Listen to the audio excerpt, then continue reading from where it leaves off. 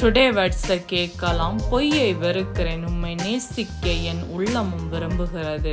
அப்பா, எனக்காக துணை நிற்க எவரும் இல்லை. அப்பா, தனியாக நிற்கிறேன். தனிமையில் வாடும் என் இருதயம் சற்று புத்துணர்ச்சி அடைவது உமது வசனத்தால். நம்பிக்கை பிறக்கிறது. அப்பா, என்னை சுற்றி இருப்பவர்கள் என் இயலாத தன்மையை பார்த்து சிரிக்கிறார்கள். என்னை கேலி கூத்துக்கு ஆளாக்குகிறார்கள்.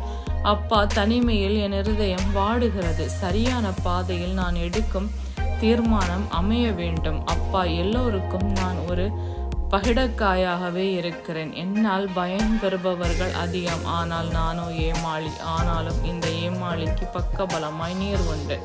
என்னை தேற்ற, தூக்கி சுமக்க, தாங்க நீர் உண்டு.